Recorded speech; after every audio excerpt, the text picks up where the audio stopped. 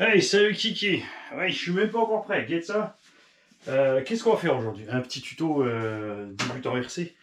Pourquoi pas le 17 ou 18 et nous allons causer de variateurs. Pourquoi pas? Alors, les variateurs, à quoi que ça sert? On a causé la dernière fois des cerveaux. Nous causerons bien sûr la prochaine fois des ventilos. On va te sortir un petit peu de matos. Que tu aies différentes choses là. Tiens, allez. Hop, hop. Un truc à capteur peut-être. Ouais, allez, un petit truc à capteur. Alors, les variateurs de vitesse servent à piloter bien sûr les moteurs. Alors, comment que ça se passe? Toi, sur ta radiocommande, ta télécommande, prends-le comme tu veux, ton truc de commande à distance. Hein. Chacun ses termes, chacun ses façons. Dans un terme exact, la radio c'est par onde radio et télé en fait c'est par câble. Et oui, normalement les télévisions c'était avec un câble à la base. Donc sauf si télé c'est parce que c'est pour la vue et radio pour le truc. Je ne sais pas. Je laisse les professionnels de la chose, les pointueuses se démerder avec tout ça et nous mettre tout ça bien évidemment dans les commentaires. Alors, tu as bien sûr des moteurs à charbon qui ont des variateurs spécifiques aux moteurs à charbon, parce que le moteur à charbon a deux fils. Tu inverses les fils, ils tournent de l'autre sens, c'est tout. Méfie-toi quand même, on en reparlera dans le chapitre des moteurs, et je te le répète, fais gaffe dans ces tutos débutants, les choses s'imbriquent les unes dans les autres. C'est qu'il peut y avoir une avance, c'est-à-dire un timing, le mot anglais, ou le plus fréquemment utilisé partout, mais c'est de l'avance sur la commande de soit du courant sur le stator ou du courant sur le bobinage. On verra ça en charbon et en brushless. Et si tu tournes à l'envers, tu seras à l'inverse de ce timing. Donc si un moteur timing 0, il sera pareil dans les deux sens. S'il y en a un qui a déjà du 5 ou du 10, il sera sur moins 10 quand il va tourner dans le mauvais sens. Donc il va falloir modifier le moteur si c'est modifiable. La plupart des moteurs modifiés charbon le peuvent, les moteurs standards ne le peuvent pas, mais aussi normalement sont à 0. Sur les moteurs brushless, on a la même chose. S'ils ne sont pas programmables ou rien du tout, théoriquement, ils sont à 0. Puisque le variateur, lui, peut être programmé avec 5, 10, 15, 20 degrés d'avance. Certains, pas tous.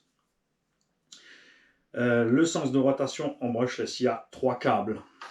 T'en inverses 2 des 3, n'importe lesquels, ça tourne de l'autre sens. Même blague qu'avec le charbon, si tu as un moteur qui a le timing sur lui-même quelque part à l'arrière, est-ce qu'on en a là? Non, on n'en a pas. C'est pas très grave. Donc si tu as un moteur qui a un timing mécanique à régler sur le moteur, il faut bien faire gaffe que tu sois dans le bon sens par rapport à ton timing. Il y en a plein qui sont faits comme ça à voir avec des moteurs qui avaient déjà le timing à 20 ou 30 degrés, qui ont encore balancé 30 degrés sur le timing vario, donc on se retrouve à 60 degrés, c'est énorme. Donc les moteurs sortent de leur plage de confort. Certains fonctionnent très mal. En plus de ça, donc il y a encore la fréquence réglée en Hertz et en kHz sur certains variateurs. Mais ça sera dans un tuto plus complexe. Ici, on va juste parler grosso merdo de cette affaire, que tu saches à quoi tu as affaire. Les varios charbon. Dans le temps, ils étaient mécaniques. Il y avait donc un cerveau, on a déjà compté du cerveau, qui commandait un petit plateau qui se déplaçait sur une piste avec une résistance au bout. Donc plus la résistance est élevée, moins le moteur allait vite. Donc tu consommais autant en roulant doucement qu'en allant vite. Et c'était pas très proportionnel du tout. Après, il y en a certains qui sont arrivés un peu plus proportionnels. Pour le freinage, la même blague, puisque tu ne freinais pas, tu passais la marche arrière. Quand tu allais en petit peu en marche arrière, ça faisait un effet de frein. Et si tu allais trop loin, ben, ça bloquait le moteur et partait de l'autre sens. Pas génial pour la transmission, mais c'était pas super puissant, donc c'était pas vraiment gênant. Sont arrivés ensuite les variateurs électroniques, même pour les moteurs charbon, ce qui permet bien sûr une meilleure plage d'utilisation, beaucoup plus simple en fonction, une petite pièce ridicule de cette taille-là. Par exemple, on trouve des variateurs pour moteur charbon, j'en ai pas là parce que j'ai tout envoyé au club de Ben 14, les mecs ils ont dû péter les piles à l'heure qu'il est, ils ont dû recevoir le cadeau, parce que j'ai balancé tout le reste de l'outillage d'usinage, proxon, machin pour le bois et tout ça, pour les fans de maquettes, bateaux, avions, tout ça.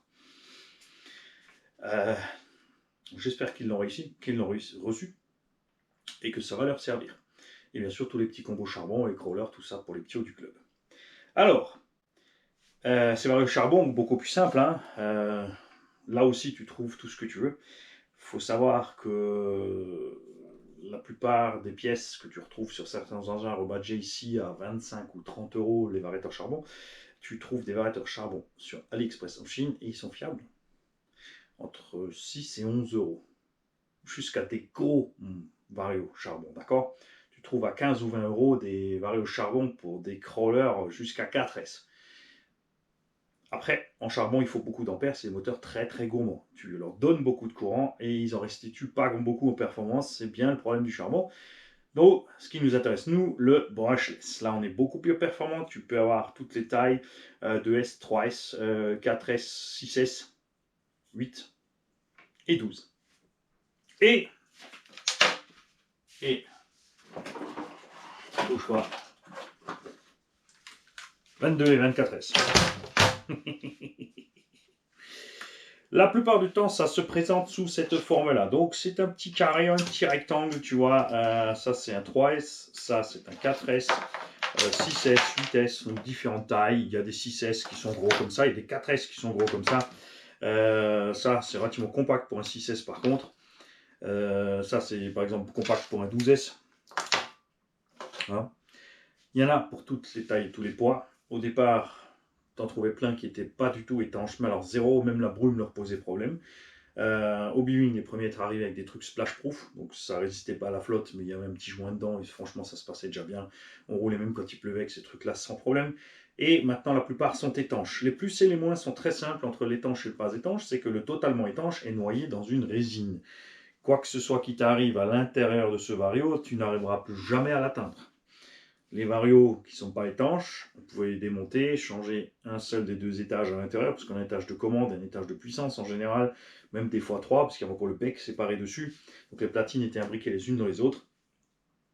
Ça pouvait aussi poser par contre des problèmes de court-circuit, hein, quand ça se bougeait là-dedans, tout ça. Ceux noyés dans la résine n'ont pas ce problème, mais par contre, ceux noyés dans la résine, quand l'eau elle rentre, quand ça chauffe, elle fait de la vapeur, condensation, et là, les varios, des fois, ils font des trucs un peu n'importe quoi. La plupart des pannes courantes qu'on a sur ces variateurs, on va vite passer par le chapitre de panne, sont sur le bec. Un cerveau défaillant, salut RC Clan 14, un cerveau défaillant va faire cuiner ton bec jusqu'à l'incendie, d'accord? Donc, méfiez-vous de ça. Un ventilateur qui coince, qui a des pales amochées, qui ne peut pas tourner librement, certains variateurs se mettent en défaut quand les ventilos ne tournent plus. Pour éviter ça, justement, tu as quelque chose qui bloque ta pale de ventilo, le variateur remarque qu'il envoie du courant et qu'il y a trop de consommation de courant sur cet élément-là, sur cette sortie, et il va se mettre en défaut. Il y en a qui ne le font pas, donc tu roules joyeusement jusqu'à ce que ça brûle. Salut Babou. Il y en a plein qui n'ont toujours pas compris que quand tu mets un pignon trop gros sur une voiture trop lourde, avec un moteur trop faible, ou qui a une démultiplication qui n'est pas appropriée, c'est vraiment spécifique à Coralie et Arma en truggy, enfin en muggy, pas en truggy justement, avec donc un truggy avec des grosses roues, qui a ce problème-là parce qu'ils veulent aller vite, ils veulent aller à 90, 110, et c'est le meilleur moyen de cramer les varios surcharge en permanence de l'ampérage. Les chocs, ils n'aiment pas les chocs. Donc moi j'aime bien quand c'est monté vissé, à l'image de Traxxas, avec une grosse mousse en dessous, le vario ne touche pas vraiment le véhicule. Ou vissé comme c'est caché au BIM par en dessous sur une platine, pareil, monté avec un gros double face. Ce que j'aime le moins vraiment, c'est le double facé sur le châssis à nu. Ça, parce que ça, c'est une autre source de panne. Les varios qui se décrochent de là, qui se barrent, on arrache les câbles, ça les babou. Mais oui, c'est normal, il débute, il expérimente. Pourquoi est-ce que je sais tout ça, à ton avis? Parce que j'ai tout fait avant toi, et pas qu'une fois. Combien de fois j'ai arraché un vario, arraché les câbles, coupé les câbles, etc.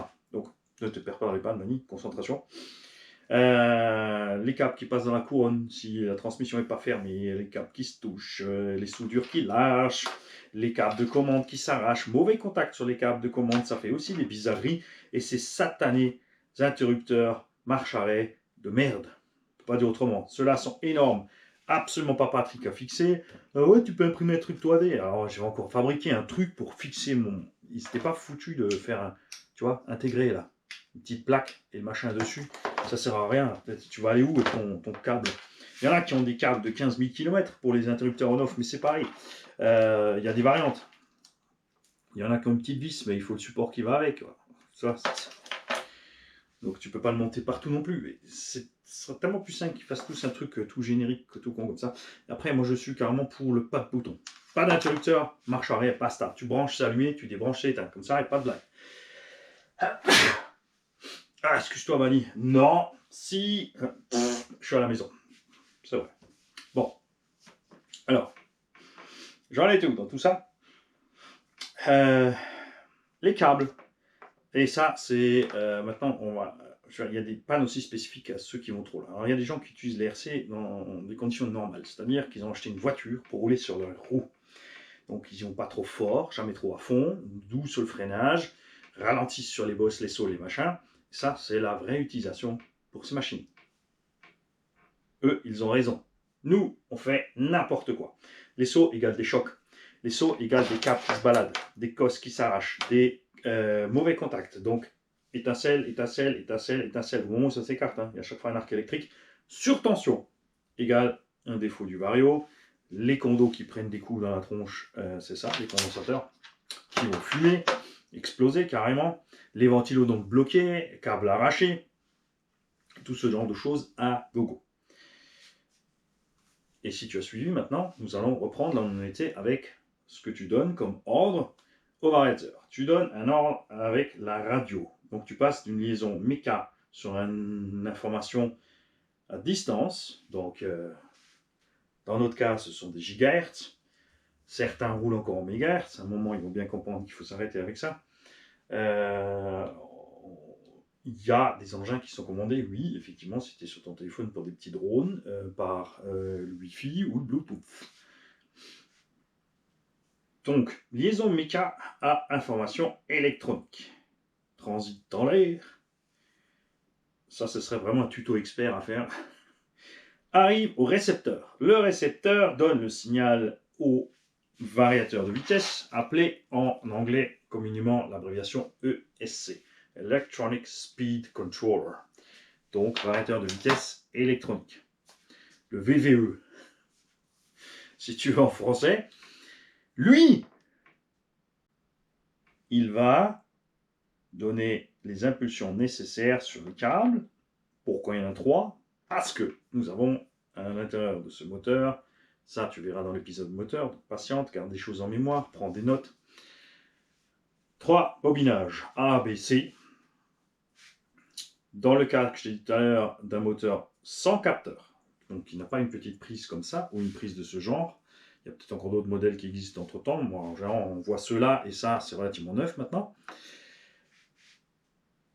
Tu tournes les câbles comme tu veux. Sur les moteurs à capteur, tu ne fais jamais ça. Tu dois programmer ton variateur pour lui dire que le moteur tourne de l'autre sens. C'est très très important. Donc, variation du champ magnétique. Le courant passe tout simplement A, B, C, et ben, l'aimant qui est au milieu, ben, il suit A, B, C, tu vois. Allez, le courant, le courant, le courant, le courant, le courant, tu vois, c'est tout ce qu'il fait en fait. Donc, plus tu vas vite, plus il varie le signal. D'accord? Ceci est le consommateur. C'est ton ampoule au plafond. Hein?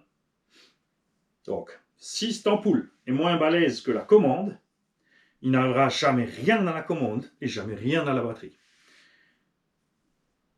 Si tu es aux capacités max avec le moteur par rapport au variateur, ça se passe toujours aussi bien. Ça va peut-être chauffer un peu plus. Et là, par contre, si ta batterie est trop faible, et ce ne sont pas les milliampères, ce n'est pas le voltage, ce sont les C, le taux de décharge. Si ta batterie est trop faible, elle va chauffer. Parce que lui, miam miam, lui, alors ça c'est le bébé, ça c'est la maman. Donc le bébé, miam miam, et la maman, elle y va. Allez, une petite cuillère, encore une petite cuillère. Et derrière, ben, il y a le pot. Mais quand le pot, tu n'arrives pas à le vider assez vite, le pot, ben, il souffre. Très mauvais exemple avec le bébé et la maman. Donc la batterie n'arrivera pas à sortir suffisamment de courant en ampères pour que lui, il aille à sa pleine puissance.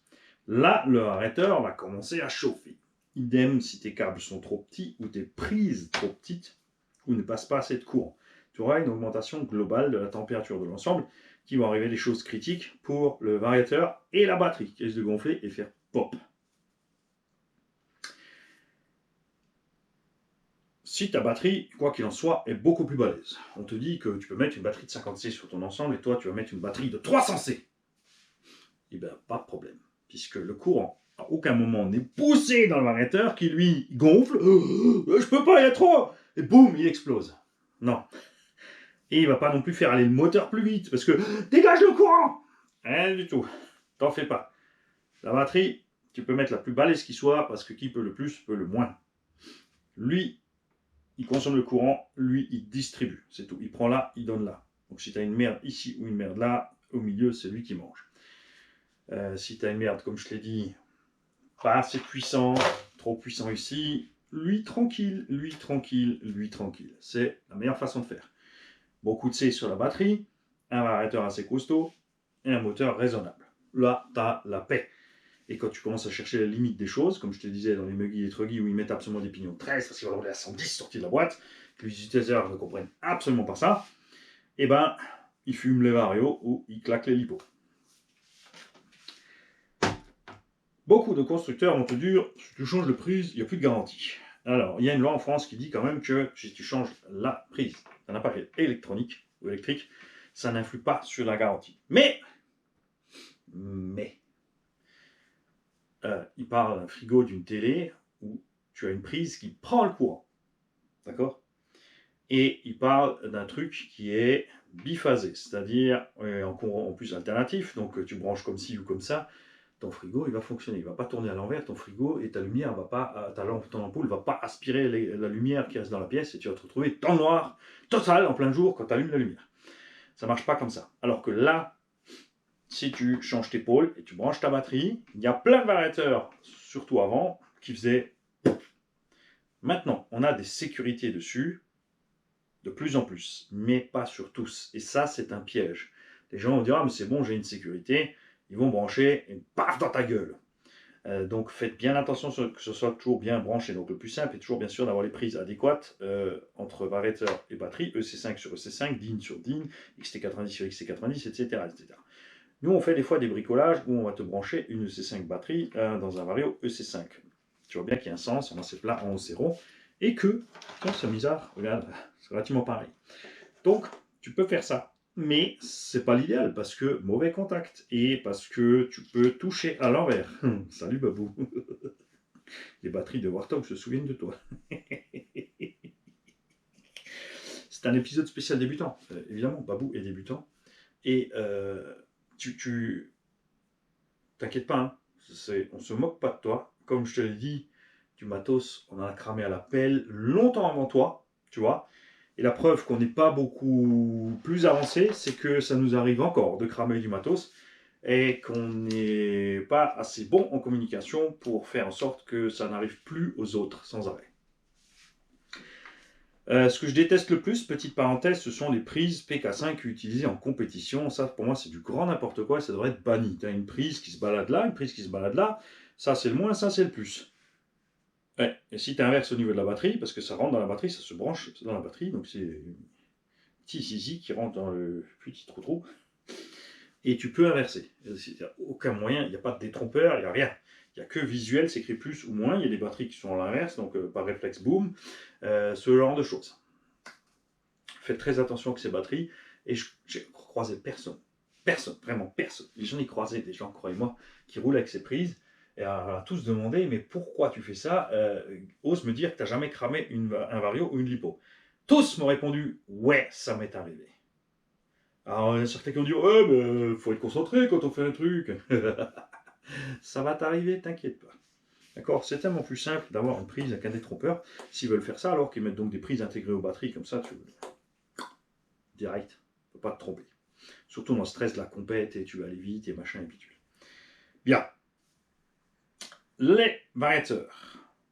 Donc maintenant, on en trouve de plus en plus avec capteur. Ça existe depuis très longtemps, mais c'était pas super répandu, ou alors c'était vraiment très cher, là, avec ou sans commande, ça se fluidifie. Les programmations aussi de plus en plus simples, plus en plus avancées. Au début, on avait des programmations avec le petit bouton qui était dessus, il fallait compter les flashs. Donc il y avait un grand flash et ensuite 3 petits, ça veut dire que tu étais la fonction 1, 3 petits. Alors tu peux toujours le faire sur certains de ces variateurs, mais c'est tellement plus simple avec les cartes de programmation, et maintenant viennent carrément donc les liaisons Bluetooth avec les téléphones. Donc là, c'est encore mieux. Certains, on devait les relier au PC, la carte de prog, la carte au PC pour mettre à jour la carte. Tu vois, on a passé toutes les évolutions électroniques qui vont avec, et c'est vrai que maintenant, c'est reposant d'avoir le téléphone, le module intégré étant le variateur. Tu mets en route, tu allumes ton téléphone, tu mets ton Bluetooth, tu choisis ton variateur, tu lui donnes ses fonctions, tu éteins, tu fais la liaison, t'es parti. Chacun de ces variateurs a sa propre façon, selon les marques. Ici, on a du ZTV, rebadgé par beaucoup de marques. On a du Obi-Wing, Wing c'est eux, rebadgé par beaucoup de marques. On a Traxxas qui a son propre système avec les Vilignons. Les plus détestés de tous ces variateurs, juste après eux. ZTV a fait beaucoup de variateurs qui cramaient. On a encore un autre, c'est FlySky, qui fait le variateur Toro TS. Tu retrouves aussi beaucoup de rebadge de ces variateurs. C'est toujours les mêmes. Alors, en constructeur principal, donc, on a quelqu'un qui produit pour Traxxas, les Vilignons. C'est vraiment un truc à part, c'est à eux. Les plus détestés parce que longtemps, ça a été la roulette russe. Ça marche, ça marche plus. Quand tu es en garantie, bah, c'est changé. Quand tu n'es plus en garantie, c'est pas changé. Tu peux faire une programmation basique avec le petit bouton qu'il y a dessus pour choisir entre 3 modes. Sur les crawlers, il y a 5 modes. Ce sont des variateurs charbon. Sur les crawlers chez Traxxas, il y a 5 modes. Toujours par ce petit bouton. Tu peux relier à la radio un module Bluetooth qui te permettra de programmer le variateur. Et c'est là qu'il y a le plus de haine dans l'histoire. Et moi, le premier. Tu as ce module Bluetooth, on te demande une mise à jour du module ou de la radio. Ça peut planter. Ton module peut être foutu, ta radio peut être foutue. Quand tu n'es plus en garantie, good job. Surtout que l'électronique Traxxas est très chère. On va continuer à en parler vite fait. Tu fais la mise à jour du Vario, tu peux planter le Vario. Donc, bienvenue. Là, tu n'es vraiment pas content. Ces Vario coûtent à peu près 200 €. Les radios Traxxas très chères aussi, les récepteurs très chers aussi. Ce que tu fais, alors tu passes sur un variateur du type Obi-Wing qui coûte généralement la moitié du prix. On trouve des variateurs vitesse comme ça c'est un vitesse. Donc ça, c'est plus de 200 €. Ça, on le trouve entre 100 et 160 € selon les boutiques. Les vitesses, très peu rebadgées, d'accord. Est-ce que j'avais déjà vu la vitesse rebadgée de Wing? Non. Les 8 et 12, de toute façon, plus gros non plus. Ce qui est très rebadgé, c'est la gamme 6S et 4S de chez Obi-Wing. Donc chez Spectrum, chez Arma, chez Coralie, Obi-Wing, Obao, plein de marques de RC et plein de rebadgeurs. Derrière e-model, la plupart des variateurs e-model sont des variateurs Obi-Wing, sauf maintenant le dernier, qui va avec les derniers moteurs qui ne sont pas des Obi-Wing non plus, puisqu'ils ont la gamme Connect Elite, qui est du Taurus. D'accord? C'est du Taurus, et ils ont des variateurs ZTW. Donc moi, je serais prudent un peu pour l'instant à votre place. Avec ces variateurs ZTW, on a vraiment eu des sales surprises. Ça peut lâcher vraiment très vite. Ça, c'est du 220. C'est du Pro 220. C'est la série qui a eu le plus de problèmes. C'est à tel point que certaines boutiques ont arrêté de les vendre et ont préféré garder et perdre leur stock que de voir un utilisateur prendre feu. Enfin, les boutiques, les vraies boutiques, comme par exemple Axomodisme, il y en a encore quelques-uns en stock. Il a dit c'est hors de question, je ne les vends plus, tant pis, je ne sais pas qu'en foutre. Alors il m'a dit écoute, prends-les voir et tu les essaies si tu as envie.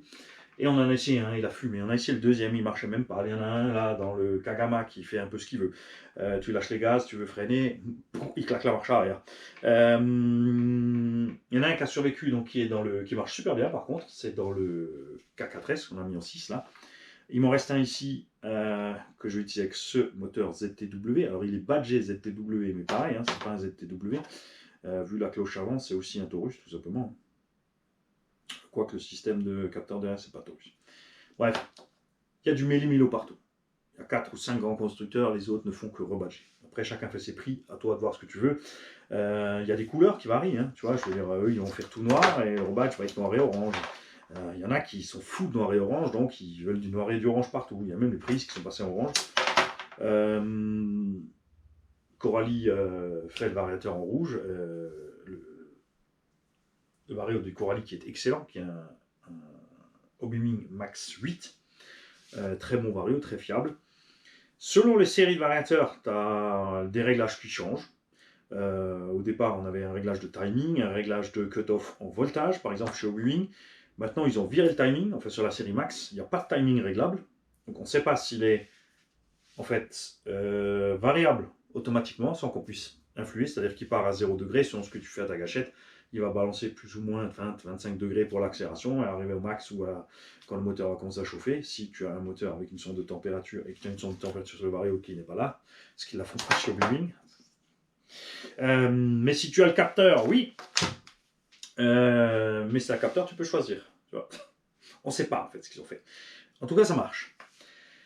Et maintenant aussi, donc, des coupures à la place d'un coupure. Le variateur peut compter, il sait ce que tu branches. Il voit le voltage. Tu as branché une 6S, la plupart vont biper 6 fois ou flasher 6 fois pour que tu saches que ta lipo va bien, parce que tu peux mettre une 6S, si ça compte que 4 fois, tu sais qu'il y a un problème, c'est qu'elle est déchargée par exemple. Ce genre de choses. Donc il y a des petits avertisseurs par flash ou par bip pour te dire ce qui se passe. Donc tu vas mettre ta lipo, il sait que c'est une 6S parce qu'il y a 25 volts. Et toi, tu as choisi une coupure à 3,4 volts par cellule. Donc, lui, il fait 6 fois 3,4. Arrivé à ce total de voltage, c'est là qu'est un peu le piège.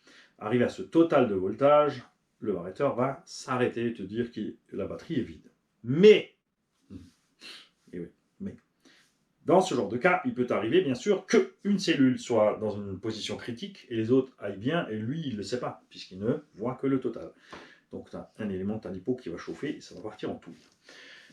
Ils sont donc partis sur une coupure par chute de voltage. C'est-à-dire que quoi que tu sois que tu branches, quand tu roules, ta batterie chute un peu tant qu'elle est pleine et quand elle est vide, elle s'effondre. Et à ce moment-là, lui, il va couper.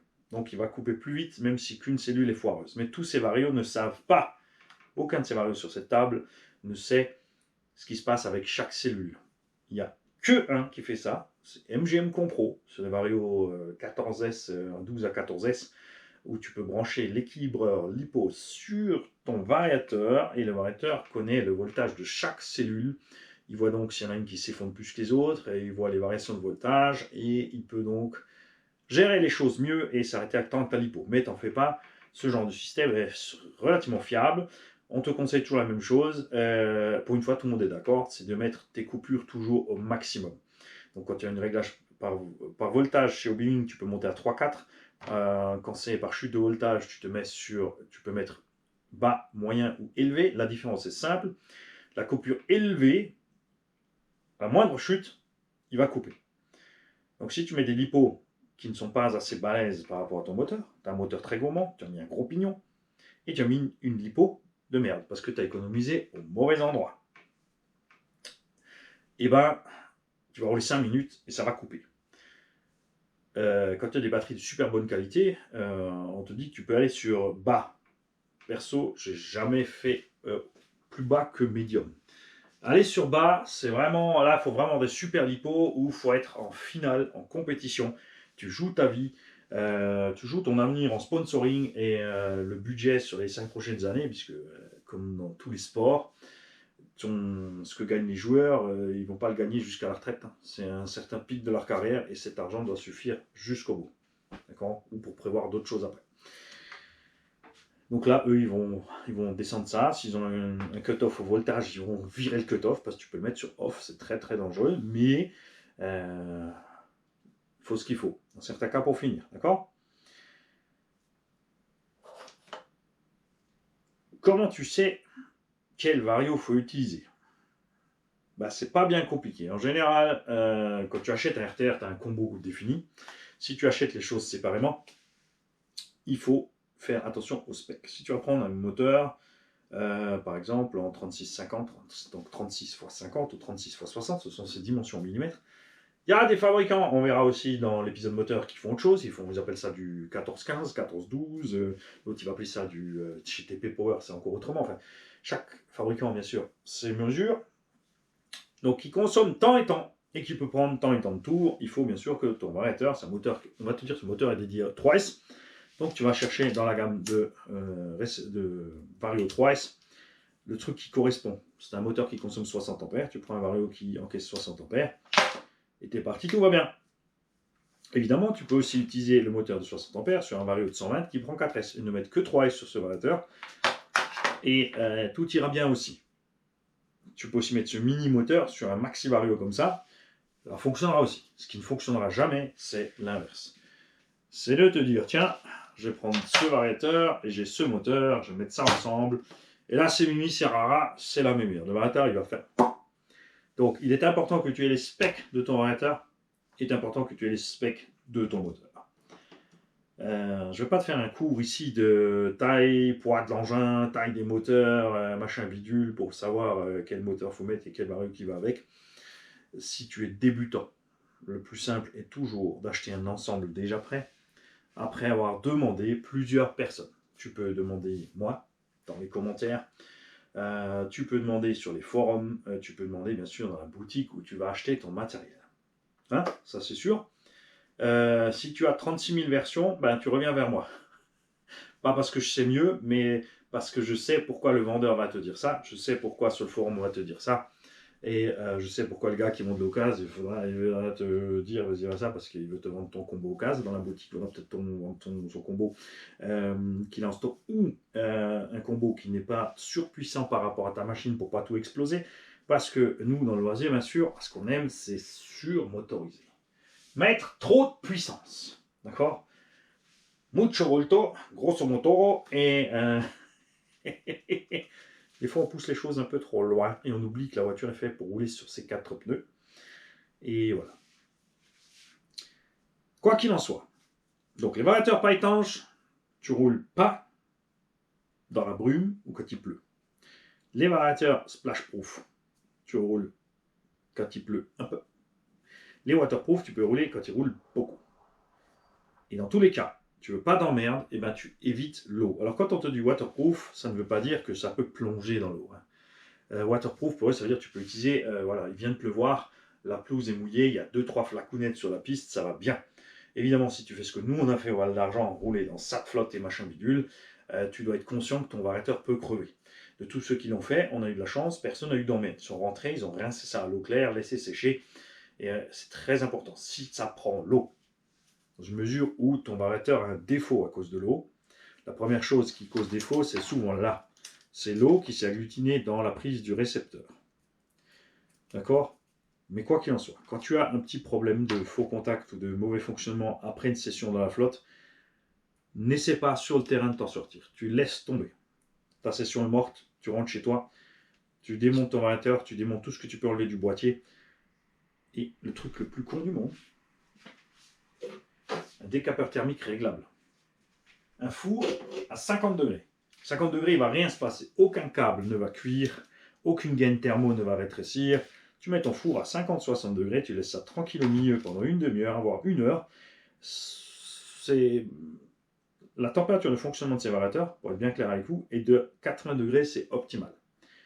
La plupart de ces variateurs ont une coupure automatique à 105 degrés et tu peux la pousser au-delà jusqu'à 125, voire 130, 140 degrés certains variateurs. Donc à 50 degrés, il ne va à rien arriver du tout. Il n'y a même pas les stickers qui vont bouger pour une simple raison, c'est que ton vario il monte à 80. Donc si les stickers bougent à 50 dans le four, quand lui il est à 80, ça fait longtemps qu'ils auraient été ratatinés tes stickers. Tu le mets une heure dans le four, la flotte a bien le temps de sécher et normalement tout va bien. Comme je t'ai dit, le pire c'est vraiment le variateur noyé dans la résine, full waterproof, qui a pris de l'eau. Là pour le sortir c'est vraiment plus compliqué et là pour moi mon expérience c'était vraiment tu mets ça dans le four à 50 degrés, une heure tranquille, tu laisses refroidir. Si tu veux rien faire de tout ça, l'autre solution la plus simple c'est de mettre à l'abri de la lumière et des courants d'air et de le laisser une semaine ou deux. Ça va avoir le même effet dans une pièce bien sûr sèche. Tu ne mets pas ça dans un cave humide, il faut une pièce sèche mais il faut que ce soit à l'abri de la lumière. En fait tout ce qui fait chauffer et monter trop vite fait de la condensation. C'est simple. Alors pourquoi ça marche 1 heure dans le four? Parce que ça fait 1 heure qu'il y est. Tu vas voir cette montée au départ, mais après ça va sécher tout le reste. Quoi d'autre? Chacun de ces variateurs a sa propre façon d'être calibré par rapport à ta radio. Certains variateurs n'ont pas besoin d'être calibrés, mais la plupart ont besoin d'être calibrés. Donc là, j'ai une playlist réglage variateur, tu vas aller la voir. On a le réglage de base pour tous les hobby-wing et tout leur rebadge. C'est toujours le même avec ces 2 boutons-là. Maintenant qu'il n'y a plus qu'un bouton, ça se fait sur un seul. Traxxas a son propre système aussi avec ce bouton-là. ZTW a son propre truc. Et le ma puce.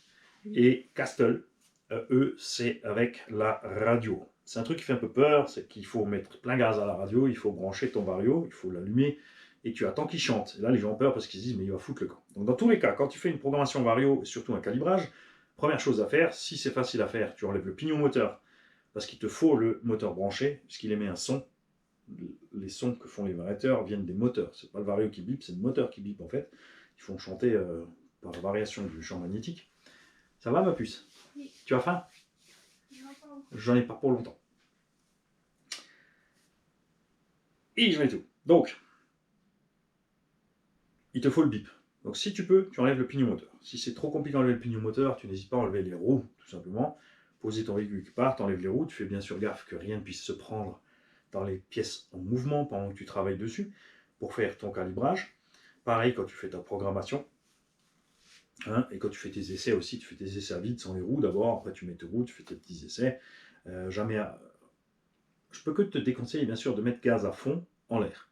Parce que le moteur va prendre ses tours max, les pneumatiques vont gonfler un max, ça peut se décoller, ça peut te péter à la gueule, ça vibre, ça peut bouger, ça peut se barrer. Je l'ai montré dans plein de vidéos. Bien sûr, quand on est dehors et qu'on fait un saut, on est aussi dans l'envie de mettre gaz à fond. Mais généralement, on le fait avec des engins où on sait que les pneus ne vont pas nous péter à la gueule. Des fois, on le sait et on fait exprès parce que ça nous amuse. Ça, c'est une autre histoire.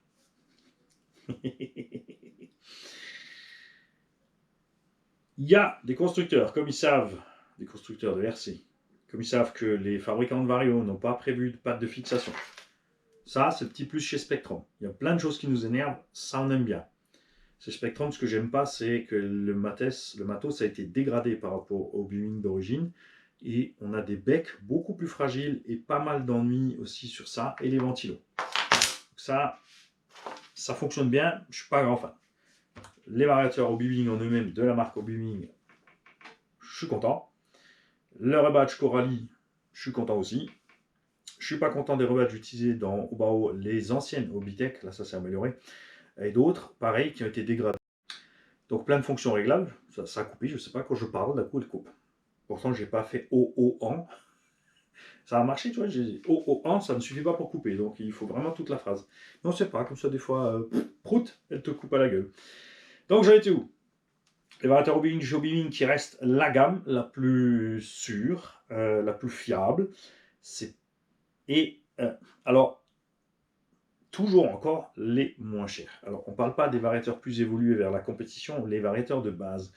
Hobby-wing a donc laissé plein de monde rebadger ses variateurs. Ils ont regardé faire joyeusement avec des versions dégradées. Et là, ils sont arrivés, ils ont remarqué quand même que leurs ventes ont chuté. Leurs ventes ont chuté parce qu'avant, on achetait exprès hobby-wing parce que c'était les plus fiables et les moins chers. D'accord?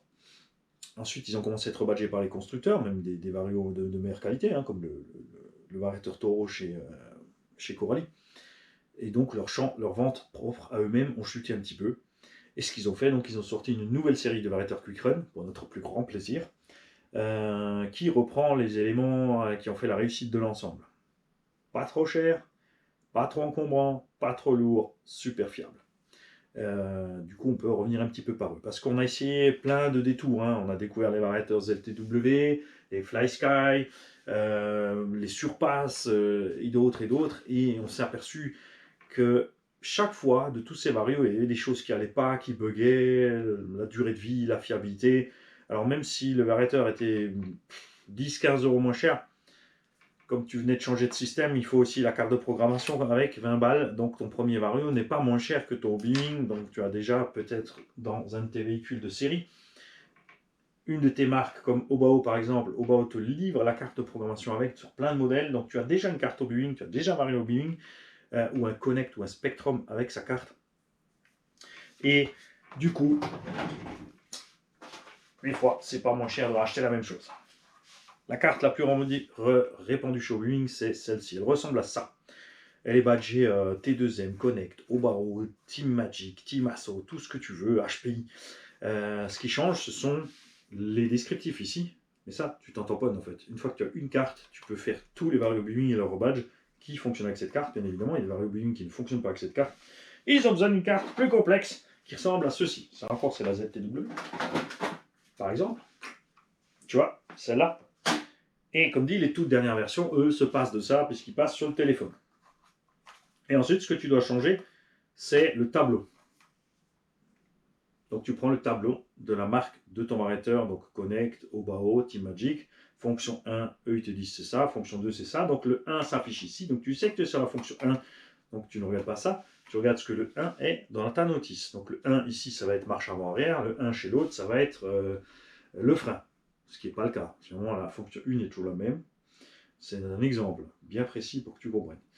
Et ici, la valeur que tu peux changer. Parce que là, par exemple, la fonction 1, ils vont te dire 3 valeurs, mais ton constructeur te dira la fonction 1, il n'y en a que 2. Donc toi, tu ne vas rien capter ou tu vas régler complètement à l'envers. Donc tu prends la notice d'origine de ton variateur, tu prends ta carte, quelle qu'elle soit.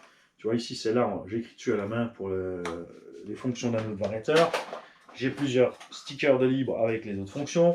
J'ai quelques notices qui traînent avec d'autres fonctions pour tous ces mêmes variateurs. Ensuite, toutes les autres marques aussi font leur petit truc. Là, on a par exemple la carte Vegood. Elle ressemble à la Obi-Wan, mais ce n'est pas du tout pareil, mais la fonction est analogue. SkyRC aussi. Turnigi n'est pas une marque. Turnigi rebadge, ils ont rebâché du SkyRC, du Obi-Wan, du ZTW. Alors chez Turnigi, tu trouves tout. Donc ne te mélange pas les pattes. On a encore les variateurs MH qui ont leur propre petite carte. Tu vois, là, ça c'est une...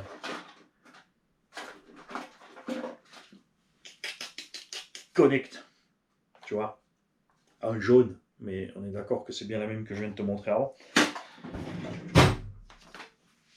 Castle n'a jamais eu de carte de programmation. Si, ils ont eu le Field Link. C'est une carte à LED. Tu as des petites lumières allumées dedans sur les positions. Ils sont très vite passés sur le câble qui va directement au PC. Et eux aussi ont passé maintenant sur un module Wi-Fi ou Bluetooth. Ils n'ont pas encore intégré dans les varios. Obi-Wan commence à intégrer le Wi-Fi dans les varios et les premiers qu'on a pu choper sur le marché avec ça dedans, Mad Motor.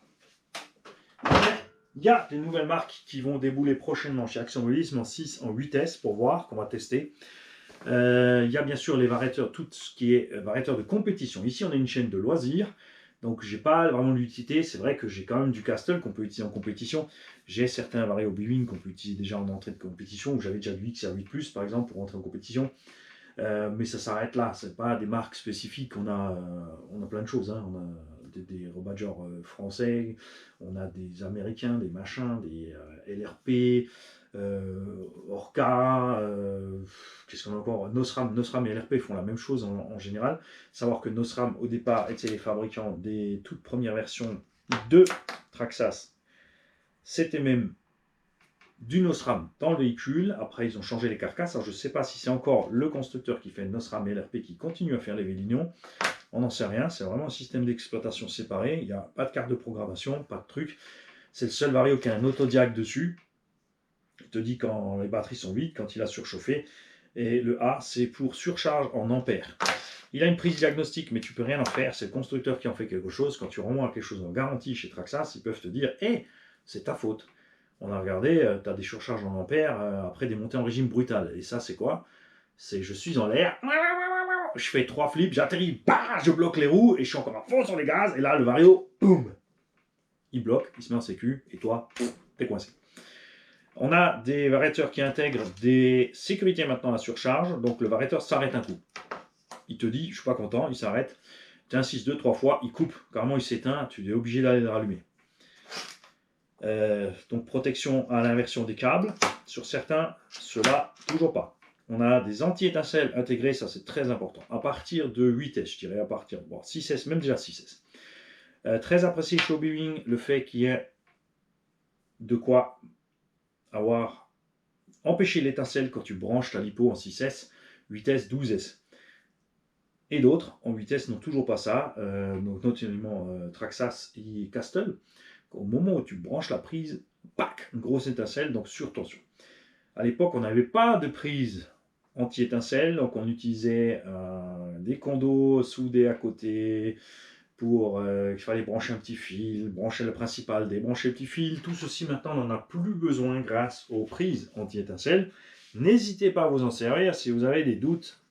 Comme dit, à partir de 6S, ça peut être utile. Pas chez Hobby parce que tous les variateurs ont l'anti-étincelle, mais les variateurs qui n'ont pas d'anti-étincelle comme Traxxas, ZTW, Surpass et d'autres, ne te prive pas de mettre une prise anti-étincelle. Là aussi, on va pas parler des... On fera, je pense, un tuto à part pour les prises, parce qu'il y a tellement de modèles et tellement de choses. Tout petit crochet vite fait, parce qu'on est dans le truc Vario et qu'on a dit que les choses s'imbriquent. Les pires des prises sont les prises plates, les prises Traxxas, les prises DIN et tout ce genre de choses, parce que ces prises peuvent avoir un mauvais contact. Ça va bouger à l'intérieur. À un moment, il y aura mauvais contact. Ça va se séparer étincelle, monter en température de la prise, monter de la résistance. La plupart du temps, c'est le plastique qui fond, ça se met de travers et c'est là que ça crame. Très sensible aussi, bien sûr, au choc, ces prises plates, donc Traxxas et DIN. Les prises cylindriques ont moins ce problème. Sur les chocs, quand les câbles se baladent dans le véhicule, vous avez vu, ça peut se débrancher quand même. Bien sûr, ces prises s'imbriquent un peu, ça coince un petit peu au moment où tu les mets ensemble et c'est tout en fait. C'est juste entre les deux matières, les deux prises que tu vas mettre, ça va se coincer et c'est ce qui fait que ça tient. C'est pas, alors c'est largement suffisant bien sûr. Ce pourquoi, comme dit, tu vois, les véhicules sont faits. Hein, après, pour nous, les azous qui font des sauts et n'importe quoi, et des gros chocs violents sur le nez ou sur les popotin, le mieux est d'utiliser un riselant qu'on peut réouvrir, que tu vas passer entre ta prise et le serrer, un velcro que tu peux mettre un coup de scotch autour de la prise pour empêcher qu'elle aille se déboîter. Ces derniers temps, ça m'est arrivé un peu plus sur certains véhicules. Et c'est chaque fois pareil, tu te prends pas le temps. Tu te dis, ouais, je le ferai la prochaine fois, et je le ferai la prochaine fois, et ensuite ton vario il crame. Donc, ne soyez pas fainéant à ce point-là, faites-le. Si vous avez fait une grosse session de saut, n'hésitez pas, vous mettez du scotch autour, du riselant, de ce que vous voulez, fixer cette prise.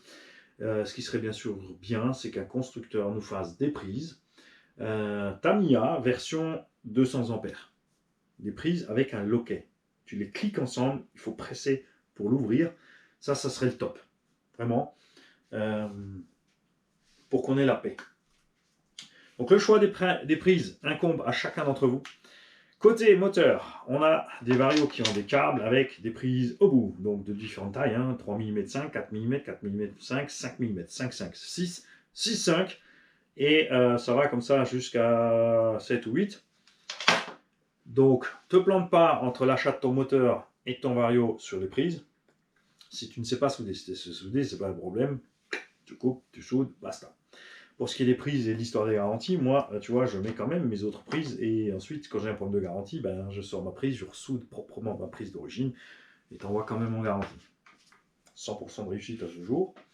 Donc ça va. Après, c'est facile pour moi, j'ai peut-être laqué en garantie, je crois, 1 ou 2 varios Traxxas. Et c'est très bizarre aussi pour beaucoup, ils me disent, ouais, je sais pas comment tu fais pour avoir claqué si peu de varios Traxxas avec tout ce que tu roules en Traxxas. Eh ben, je mets toujours mes EC5 et pas mes prises plates.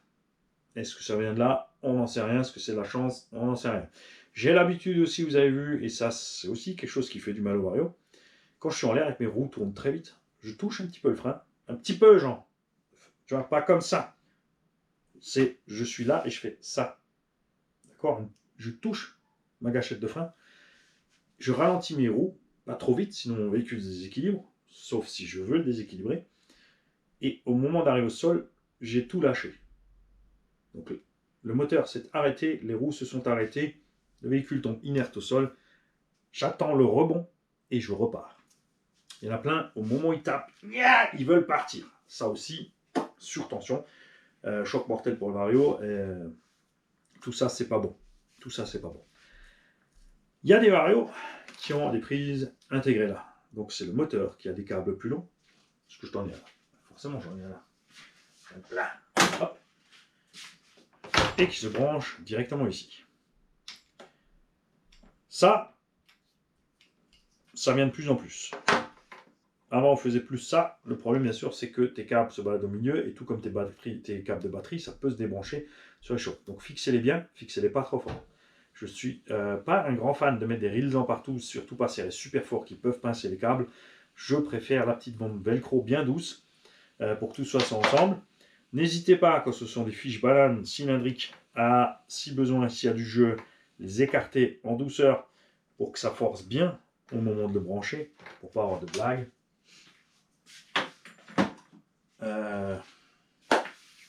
En gros, c'est simple. Quand tu arrives à ton véhicule, quand tu mets ta lipo, tu réfléchis. Tu te calmes 2 minutes, même si tu es pressé de rouler.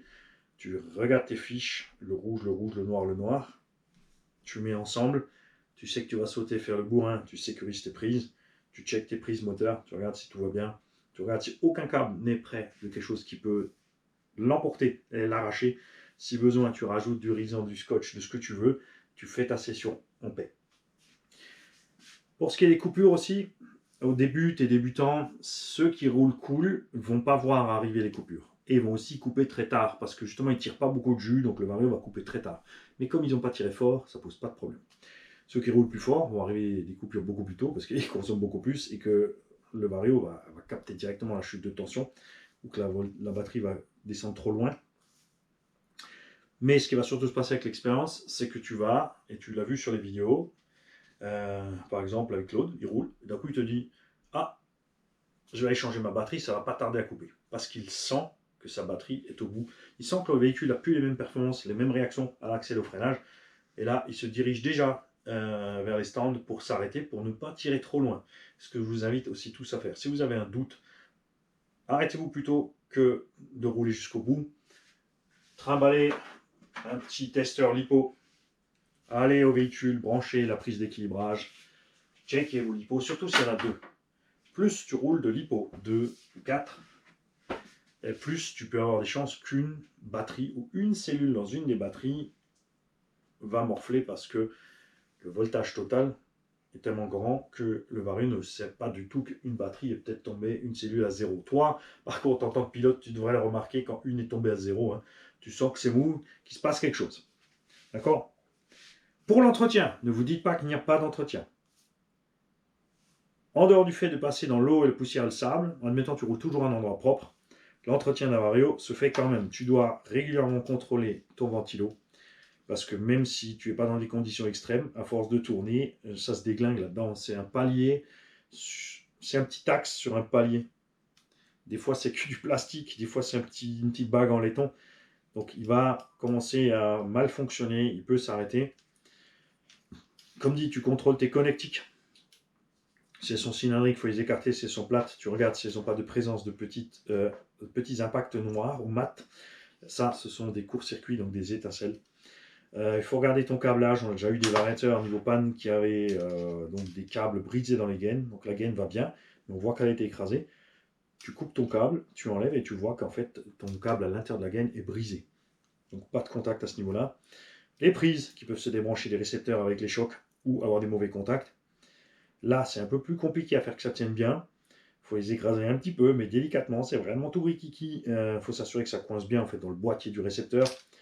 Les récepteurs bien fixés au velcro. Si ça bouge, si tu as quoi que ce soit, bah, tu utilises une mousse. Hein. Tu comprimes une mousse avec ensemble. Mais tu fais attention. Tu fais attention parce que cette petite mousse certains récepteurs ont un petit bouton dessus. Donc cette mousse peut presser ce bouton et mettre donc le récepteur en mode recherche de radio. Les câbles aussi, écrasés n'importe comment dans le boîtier. Et ça s'est vu plein de fois sur plein de modèles qui ont un petit bouton dessus. Bien sûr, si tu as le câble pour faire le truc, c'est pas un problème. Mais si tu as un petit bouton, Spectrum, Traxxas, beaucoup de récepteurs modernes ont ça, donc faites gaffe à ça. L'interrupteur on-off peut être endommagé de différentes façons. Il y a des 2 fils, des 3 fils et des 4 fils. Les 2 fils, c'est simplement une coupure du fil. Donc quand tu switches, tu mets le contact entre les 2 fils ou pas. Ça c'est simple. Chez Traxxas, chez Castle, regarde, a plus. Tu coupes cette merde et tu la soudes ensemble. Tu peux la souder même sur la platine si tu sais bien souder. Comme ça, tu branches c'est allumé, tu débranches, c'est éteint. C'est ma version préférée et tu n'as pas besoin du bouton chez Castel. Chez ZTW, sur les variateurs les plus récents, c'est démontable. Chez Castel aussi, hein, sur certains variateurs, tu peux enlever ça. Si c'est pas dessus, ça ne fonctionne pas. Donc, tu es obligé de faire un petit pont à l'intérieur. Tu as un problème avec... Pardon, j'ai débranché le mauvais. Donc, celui-là. Si tu as un problème avec ça, mais que tu as tout déjà paramétré, tu peux te sauver facilement. Tu relis le noir et le rouge. Le blanc n'étant que le signal pour la programmation. Ok. Pourquoi certains ont 4 fils? Parce qu'il y a une LED pour l'éclairage. Donc, dans ce cas-là, tu fais très attention. Attention, ce sont les 2 câbles rouges que tu dois chanter. Surtout pas le noir et le rouge, parce que là, pouf, ton variateur est grillé. D'accord? Donc, fais bien attention. Tu dois chanter les 2 rouges. Le noir n'est que la masse pour la LED, qui prend aussi le jus sur un des 2 rouges. Et le blanc, toujours le signal pour ceci. Donc, tu fais gaffe. On a différents types d'interrupteurs, ils peuvent prendre un coup sur la gueule.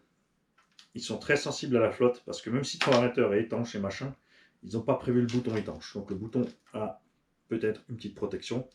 Elle peut laisser passer l'eau et la poussière, ça peut coincer. Les interrupteurs Traxxas, c'est vraiment le pire. Ils sont rikiki, zéro protection, c'est juste un 2 fils. Donc c'est vraiment le truc, on te demande, c'est comme Raymond Barre dans le bébé de show, c'est mais qu'est-ce qu'il fout là lui? On ne sait pas. On ne sait pas. D'accord? Les condos peuvent péter. Ceux qui savent bien souder, quand les variateurs ne sont pas trempés dans la résine, peuvent les réparer. Il y en a qui ont des astuces pour aussi réparer dans la résine, mais donc si tu sais, balance ton lien. Voilà. Par exemple.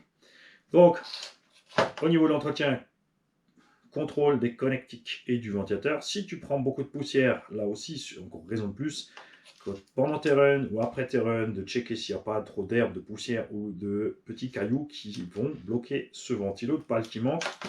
La poussière n'influe pas trop sur les prises, normalement. Les chocs et les secousses peuvent briser le câble à l'arrière de la connectique. Ici, tu vois, par exemple, il a été dénudé trop long. Bien sûr, le bout est bien soudé, mais le fait qu'il soit dénudé jusqu'au bout et qu'il n'y ait pas d'étain qui soit allé rentrer ici jusqu'au bout, j'aurais dû étamer beaucoup plus parce que c'est moi qui vous fais, c'est moi qui vous fais de la merde. Là, il va se balader, on va le faire. On va le faire. Regarde bien en live ce qui se passe. Façon de parler en live, on est décalé bien sûr. Check ça, check ça. Regarde. On est en train de flinguer les brins, regarde. Et à un moment donné, ça va casser, d'accord? Ça, c'est très mauvais. Tu fais gaffe. Et le pire du pire, tu as pris l'eau. Oxydation en plus de celui-ci. Oxydation de l'interrupteur, oxydation du câble. Les petits ventilateurs ne sont pas faits pour tourner dans l'eau. Alors, ça ne les dérange pas. Mais forcément, comme il n'y a qu'un palier, eh ben, ce palier va prendre la flotte. Comme c'est que du laiton ou quoi que ce soit, ça peut très vite s'endommager. Ça peut être débranché ici, sur des chocs. Tu peux l'avoir branché à l'envers. Donc, faites gaffe, surtout sur les varios où tu dois brancher une carte de programmation pour aller faire le bins, d'accord? C'est pas moi qui ai soudé celui-là. C'est un câble Turnigi. Ha! J'ai eu chaud aux fesses, moi. Ça, j'ai soudé. Ah ouais, ça, c'est bien. Ça, j'ai soudé. Ah, ça, c'est bien. Donc, vous faites gaffe. Les connecteurs qui ont des petits caches comme ça, vous n'hésitez pas à virer les caches et à voir ce qui se passe derrière. Parce que, du coup, tu as un meilleur visu sur l'oxydation ou la rupture d'un câble. Ou des soudures. Oh la vache! Des soudures pâtées. Catastrophique. Qui a soudé ce Vario? Alors c'est un tonton qui m'a envoyé ça avec le moteur, je ne vais pas l'engueuler. Ça va aller dans mon Summit. Ça, c'est le mauvais exemple absolu de la soudure. Le câble mal étamé, la cosse mal étamée et, regarde ça. Caca! Ça c'est caca, ça c'est mauvaises étincelles, c'est cosses qui font, ça peut se toucher, ça peut cramer. Pas bien. Bouh! Oh la vache! Pour les fixations des varios, donc on en a parlé tout à l'heure, mais on s'est égaré dans autre chose. Les vis, c'est ce que je préfère, avec la petite mousse. Les velcro, les doubles faces, les ce que tu veux. Moi, ce que j'aime bien, c'est, comme dit, visser. Même s'ils sont vissés dans certains cas, là ça va, puisque Traxxas en fait a prévu que le capuchon sur la clampe qui le visse. Il y a donc des constructeurs RC, c'est là où j'en étais resté, qui fabriquent d'eux-mêmes des systèmes de fixation. Il y a RPM qui fait des trucs génériques pour fixer différents types de varios sur différents véhicules. Tu peux faire toi-même. Dans ce genre de cas, quand on a des vis dans le boîtier, là je me méfie. Je double face ou je velcrotte, je mets mes vis, pas trop fort, et je laisse toujours, quoi qu'il en soit, sauf les fixations comme ça par en haut par clamp avec de vis. Ça c'est vraiment le truc que je n'ai pas besoin de sécuriser. On a la sécurité. Un ou deux rilsans autour à des endroits stratégiques. Donc ça dépend des varios, c'est pas toujours facile, soit là, soit bien au milieu ici, sur le truc, soit là, mais tu ne sers pas. Ils sont juste là pour empêcher ce vario de s'arracher de son velcro, de son double face, ou de tirer trop sur les vis et de les arracher. Parce que ces vis sont vraiment très courtes dans un boîtier plastique, ça peut s'arracher. Et puis tu as des varios comme ça, où ça devient presque mission impossible de les fixer comme il faut. Hein, donc les varios flyer, ce genre de choses, alors ça vous en faites pas, c'est un vario pour avion. 24S, c'est pour ça qu'il a un boîtier comme ça. Si c'était pour bateau, ben, il aurait les refroidisseurs pour brancher la flotte. Et bien sûr, en avion, bateau, c'est relativement facile de les fixer. Tu as vraiment la surface pour ton gros velcro. Tu mets ça dessus, c'est fait. Mais dans une voiture, avoir cette place pour fixer un vario de cette taille, pas forcément. Hein.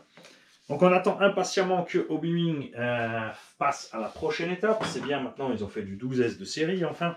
Souvenez-vous qu'au début de la chaîne, on traitait de mongolien et d'attardé parce qu'il fait n'importe quoi, il roule des voitures en 12S. Et on en est en véhicule en 12S en série. Et si on en parlait, les pros, hein, donc maintenant, voilà, là, ils sont un peu moins violents parce que, bon, ok, ils roulent en 16, on a râlé qu'ils roulent en 12, maintenant on est en 12, on va la fermer. Mais on a donc des constructeurs qui commencent à faire des variateurs en 16, facile d'installation.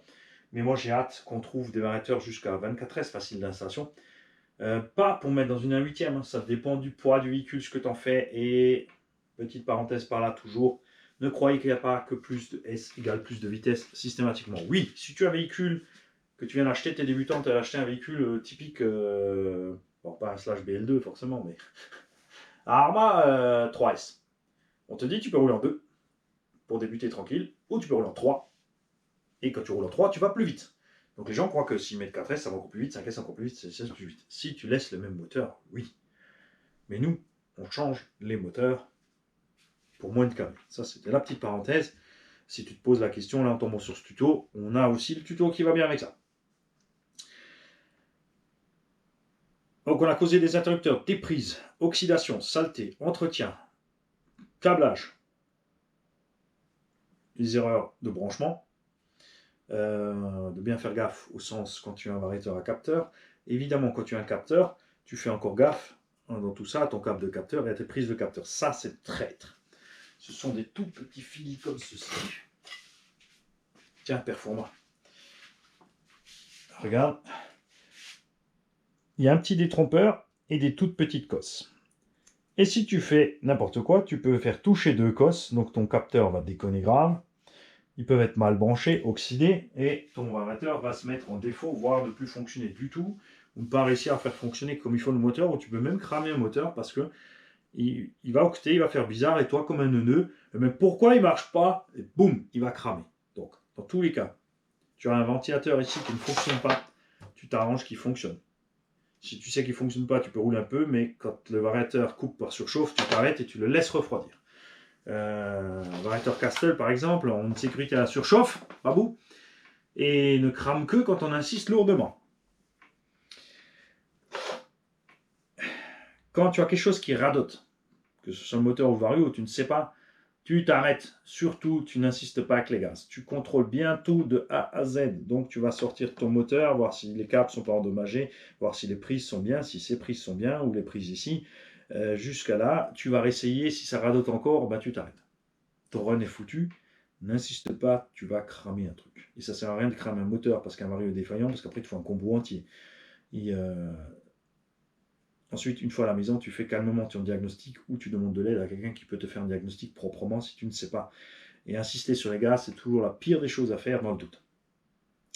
Quand tu as un variateur qui déconne, par exemple, une panne spécifique, donc que j'avais dit RC Clan 14, il m'envoie une vidéo de son variateur qui a le ventilo qui accélère et décélère à chaque fois que la LED clignote. Chaque fois que son vario faisait bip, le ventilo faisait pareil. Donc vous avez ça, c'est un signe que ton bec a un problème. Donc ça peut être le bec du ventilateur et tu vas donc du vario. Tu vas donc commencer par débrancher tout ce qui est connecté à ce bec. Tu vas commencer par débrancher ton ventilo. Tu contrôles toujours pareil, tu débranches ton cerveau. Si tu as des LED, tu débranches les LED d'abord. Donc le moindre court-circuit sur le circuit du bec, c'est-à-dire ventilateur, LED ou autre cerveau, que ce soit gaz, frein, direction, ce que tu veux, cerveau de treuil, eh ben, peut provoquer ce genre de choses. Donc tu débranches tout et tu essaies juste le vario tout seul, d'accord? Pour t'assurer qu'il n'est rien. S'il refonctionne, c'est un des éléments annexes qui déconne. S'il ne refonctionne pas, c'est qu'il a pris une claque. Dans ce cas-là, si tu as un Spectrum, je fais vraiment la différence Spectrum avec le Boeing parce que ça m'est vraiment arrivé que sur Spectrum. Souvenez-vous, on avait un variateur d'un K4 comme ça qui déconnait. Et j'allais l'envoyer en garantie à Yves. Et là, je me suis dit, tiens, sors le décapeur, chauffe à 50 degrés. Chauffer à 50 degrés. Parce qu'on avait roulé dans la pelouse humide. Pas pris la flotte vraiment, mais dans la pelouse humide. Et ben, refonctionnait. Le vario fonctionne toujours. Il est parti avec le véhicule qui a été gagné avec ce variateur dedans, ou vendu. Pas eu de souci. De toute façon, j'avais prévenu la personne qui l'avait. Je ne sais plus qui c'était, si tu te souviens, signale-toi. Que s'il avait un problème avec le vario, on avait déjà eu un antécédent. Donc, c'est sous garantie. On remplace. Et pour faire vite, il n'y a pas de souci. J'aurais envoyé moi-même un vario. D'accord ?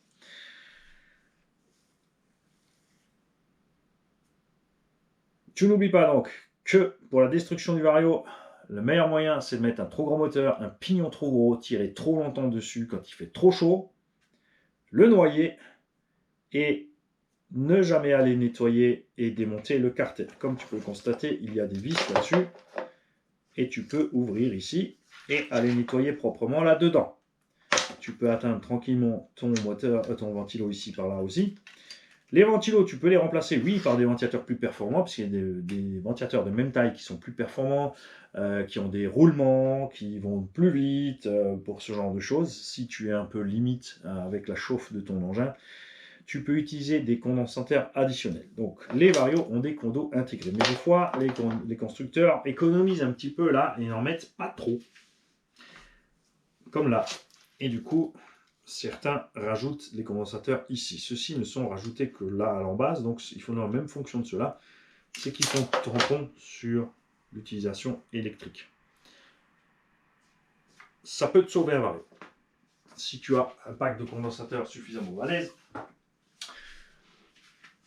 pour ne pas qu'il crame. Mais la fonction primaire de ces condos-là n'est pas de sauver le vario. En général, si tu commences à devoir faire ça, je te conseille vivement de passer sur un variateur plus balèze plutôt que de jouer à rajouter 10 ou 15 ou 50 condos. Parce qu'un jour ou un autre, enfin un moment ou un autre, c'est même pas un jour ou un autre, tu vas arriver au même souci de destruction du variateur. D'accord ? Les condensateurs, on en parlera aussi ultérieurement, c'est juste un tampon entre le moment où tu te dis à ton variateur, je veux du jus, lui, moteur, prends des tours, fou, du coup la batterie, elle n'arrive pas à sortir le truc. Ça peut t'aider, et c'est la fonction principale, justement, on appelle ça des ripple killers. Donc, ils sont faits pour quand tu roules. On a montré sur une vidéo, très clairement, on a mis une batterie pas assez balèze, on était à fond, et le véhicule octait. On avait le moteur à fond dans les tours qui faisait... Parce qu'on arrivait au moment où on avait comme si tu fais un jet d'eau et tu arrêtes ton jet d'eau, tu vois, il n'y a plus assez d'eau qui arrive, il y a une coupure. Et bien c'est ce que tu fais avec ton courant. Il n'y a plus assez de courant. Et à ce moment-là, lui, comme il prend un peu de charge, à chaque fois qu'il y a ce trou, il sort la charge et on gomme ce trou. Donc ton truc qui fait comme ça, et ben il fait un peu moins. Tout simplement. Ça diminue la charge sur le variateur au moment où tu tires brutalement dessus, puisqu'il y a une charge de courant à l'intérieur. D'accord ? Et au moment où tu tires brutalement, on peut dire que les câbles se vident de courant. C'est pas ça, mais pour que tu aies une idée. Et eux peuvent empêcher cette vidange. Donc le moteur peut prendre ses tours et partir sereinement sans que tu aies de bug au démarrage ou de octage au régime. Mais le mieux restera toujours de mettre un variateur suffisamment balèze plutôt que de rajouter des trucs comme ça. Pourquoi les mecs ils le font sur les speedruns en fait, les mecs qui font des vitesses max parce que eux ils tirent le max de tout leur matos et souvent ils se retrouvent avec des moteurs qui sont beaucoup plus puissants que ce qu'on peut avoir en variateur. Puisque là maintenant on atteint du 200 ampères sur les varios de cette taille, 250, 300, 400 ampères et encore plus sur le Mad Max là-bas. Donc des courants de folie. On a parlé des switches, des problèmes qu'on peut avoir, des casses, des machins, des bidules. Il faut savoir que chez Hobbywing, tu peux acheter les switches à part. Évidemment, tu seras obligé de passer par l'étape je coupe les fils. Et là, je t'invite à faire gaffe. Même si tu as débranché. Si tu viens de débrancher, les condos ont une charge. Donc quand tu vas couper tes fils, tu vas avoir une étincelle quand même. Donc pas de panique. Le mieux c'est d'attendre un petit moment que les condos soient vides ou de tout simplement allumer ton vario, débrancher ta batterie, le ventilateur va vider les condensateurs jusqu'à ce qu'il s'arrête. C'est pour ça que Traxxas a fait un nouveau programme où tu ne peux plus éteindre ici. Tu peux allumer, mais tu ne peux pas éteindre. Comme ça, ils sont sûrs que tu débranches et que les condos se vident. Et pourquoi les condos doivent être vides? Pour encaisser la surcharge au moment où tu branches, puisqu'ils n'ont pas d'anti-spark. Tu vois le truc? N'est-ce pas? Les condos, tu peux rien y faire, comme dit, sauf si c'est un variateur pas noyé dans la résine. Là, tu vois clairement qu'il est noyé dans la résine. Ça, c'est bon chance pour aller ouvrir. Il n'y a pas d'autre mot. Donc certains à l'époque démontaient les varios, dessoudaient les condos, mettaient des condos plus balèzes, donc ils n'avaient pas besoin de rajouter la ronde de condo externe, tout était intégré au vario. Parce que globalement, ce qu'il faut voir, c'est que moins tu as de matos sur le véhicule, mieux c'est. D'accord? Dans ce cas-là, regarde, on a un tout petit vario 4S ridicule. Mais il a un câble en plus ici pour amener du jus au ventilateur qui est à côté de lui. On a un petit câble qui sort là, on a les condos là, on a des câbles en plus ici avec des condos là, on a deux câbles, deux grosses prises. Donc, si tu regardes, on a un petit vario, mais tout est dehors. D'accord?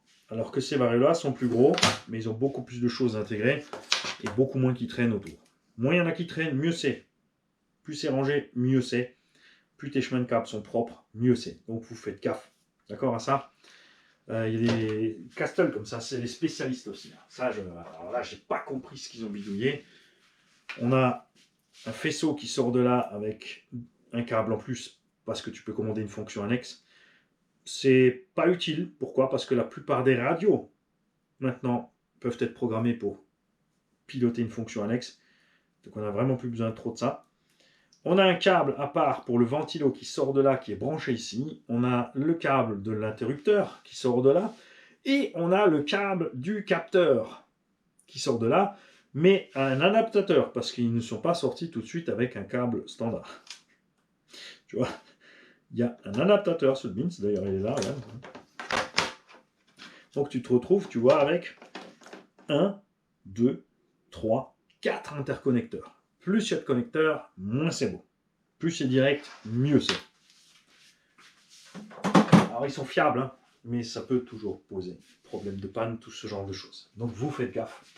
Les variateurs sont généralement très coûteux, donc prenez-en soin, tout comme des moteurs, tout comme des batteries.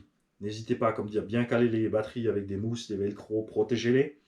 Un bout de chambre à air autour, ce que tu veux. Tu peux utiliser une petite bouteille de coca et la thermoformer autour de ta batterie, fais comme tu veux. Protège tous ces éléments comme si c'était de l'or. Comme ça, tu es tranquille. On a beaucoup de véhicules dernièrement où on a des problèmes de chauffe de variateurs parce que les variateurs sont placés à des endroits dans le véhicule où le flux d'air est très pauvre. D'où l'intérêt de faire très gaffe à la ventile. On a des variateurs qui ont de plus en plus des trucs comme ça, c'est-à-dire des énormes ouvertures. Ça, c'est pas bon. Ça, c'est bon. Rajouter une grille là-dessus, une grille de PC, ça s'achète, tu peux découper toi-même. Il y en a qui les ont pré-découpés. T'en trouves, ça coûte rien, ça coûte 2 € un morceau comme ça. tu coupes, tu mets par-dessus, tu mets tes vis à travers, tu es protégé. Attention, ça ne protège que ce qui tombe dessus. Parce que ce qui arrive par ici va toujours se retrouver dans le vario quand il va être par l'envers. Hein. Ça, c'est fatal. Hein. Vous faites gaffe à ça. Là, c'est pareil. Hein. Tu vois, on a aussi de grosses ouvertures, de grosses chances de coincer le ventilateur. Donc faites gaffe où ils sont posés ces varios. N'hésitez pas à faire des aérations dans la carrosserie. De même leur mettre un petit canal pour amener l'air. Ce genre de choses. La grille avant le canal jusqu'au vario et c'est tranquille. On a essayé parce qu'on parle des varios, sur une carrosserie carrément. Alors là, on fait un délire. Et un délire qui est pourtant, et de façon très drôle, fonctionnel. Bougez pas, j'arrive. Voilà. Alors, dans cette carrosserie, j'ai ajouté un gros ventilateur qui a un gros débit. Il tourne pas vite, mais il a un gros débit. Donc il pompe de l'air frais sous la carreau. Cette carreau, je l'ai faite de façon à ce que justement il n'y ait pas beaucoup de saloperies qui rentrent dans le véhicule. Et le but étant bien d'amener suffisamment d'air pour que les ventilos internes dans le véhicule, donc moteur et variateur, aient suffisamment de circulation d'air pour empêcher. Ils ne refroidissent pas vraiment, ils empêchent la montée en température ou la maintiennent stable. Donc je rappelle, moteur et vario, à 80 degrés, ce n'est absolument pas un problème. Arrêtez de paniquer, il y en a plein qui disent que oui, il ne faut pas dépasser 60 degrés avec un moteur. Quand il fait 40 degrés dehors, à l'ombre, en plein soleil, sous ta carrosserie, véhicule à l'arrêt, tu atteins déjà les 55 degrés. Donc tu vas faire comment pour rouler? Tu ne peux pas, parce que tu fais 2 mètres et tu es déjà à 60 degrés. 80 degrés, ce n'est pas un problème. Généralement, les moteurs arrivent à 80 et se stabilisent à 80 degrés. Ce qu'il ne faut pas, c'est dépasser cette température. Certains vont bugger à 80, d'autres à 100. Ça, on verra dans l'étage, dans la vidéo sur les moteurs. Les moteurs qui n'ont pas de sonde ou pas de capteur ne sont pas protégés pour ça. Uniquement les varios. Oui, ma puce? Il est 7h30, j'ai faim. J'arrive, mon bébé. Je m'étale un peu, hein. Ouais, carrément. Oh, ouais, carrément, hein, je vais me faire gronder. Je t'aime. Je file, les gars. Donc, les variateurs récents ont une protection de température interne qui est pour certains programmables, pour d'autres non. Donc, ils vont tout simplement se mettre en mode dégradé et te dire qu'ils ont trop chaud. Vous l'avez très bien vu. En plus que ça encaisse un paquet, puisqu'on a ces derniers temps, on a fait des runs avec des ventilos débranchés ou coincés, et on a quand même réussi à rouler un certain moment avant qu'on arrive à les températures critiques. Et vous avez vu aussi que quand on met un moteur trop balèze par rapport au vario, c'est ce qu'on a fait notamment dans la carrosserie que je vous ai montré, dans le Dirty Rat, c'est qu'on arrive à l'inverse, c'est-à-dire que le moteur tire trop de jus et le variateur, en espace de 5-10 minutes, est déjà à sa température max et est en coupure. Comme toujours, je vais avoir vos retours d'expérience. Qu'est-ce qui vous arrive niveau câblage, niveau prise? Qu'est-ce que vous préférez niveau prise? Niveau ventilateur, ce que vous avez comme blague ou pas? Niveau programmation, vous avez eu des problèmes pour calibrer le neutre, pour les différentes étapes de programmation? Qu'est-ce que vous avez découvert dernièrement grâce à la chaîne ou à des groupes ou à des compétiteurs à qui vous avez eu la chance de pouvoir discuter, qui vous ont expliqué des choses que vous avez découvertes au sujet toujours donc des variateurs? Moi je vous l'ai dit, hein, un variateur arraché, donc pâte arrachée des varios, filetage arraché des varios, du coup câble arraché, câble qui passe dans la couronne, câble endommagé, câble pincé, câble coincé, prise qui chauffe, qui fonde, mauvais contact, câble brisé dans la gaine, tout ce genre de choses là. Je vous souhaite à tous un bon week-end. Je vous dis un bon week-end parce que bien sûr les vidéos sont enregistrées. Donc si je ne suis pas là le week-end, vous n'aurez pas de réponse de moi le week-end. Donc ne paniquez pas. Normalement, j'essaie de passer au moins une fois par jour sur la chaîne pour répondre à tous les commentaires présents. Donc si je ne t'ai pas répondu au moment où je suis passé, tu auras une réponse le lendemain. Donc normalement, dans les 24-48 heures, vous avez une réponse. Si vous avez des questions, si je n'ai pas répondu dans les 24-48 heures, vous me reposez la question sur la vidéo tout simplement la plus récente de la chaîne. Parce qu'il peut arriver sur des anciennes vidéos, non, j'ai les commentaires, j'ai le truc allumé. Ce qui peut se passer par contre, c'est quand c'est des réponses de réponses. C'est-à-dire je t'ai déjà répondu, tu m'as déjà répondu, je t'ai déjà répondu et tu as re-répondu. Là, des fois, je n'ai plus l'alerte comme quoi tu m'as répondu. Donc n'hésite pas, si tu n'as plus de réponse, si tu as besoin de réponse, à passer par là. Vous n'hésitez pas, si vous avez des trucs, des astuces, de l'expérience à partager, des sites à partager où on trouve les variateurs pas chers, des gens qui réparent les variateurs, tout ce genre de choses. Vous n'hésitez pas à vous partager dans les commentaires. Si le lien n'apparaît pas, c'est normal. c'est parce qu'il y a une protection pour qu'on ne trouve pas n'importe quel lien sur n'importe quelle vidéo.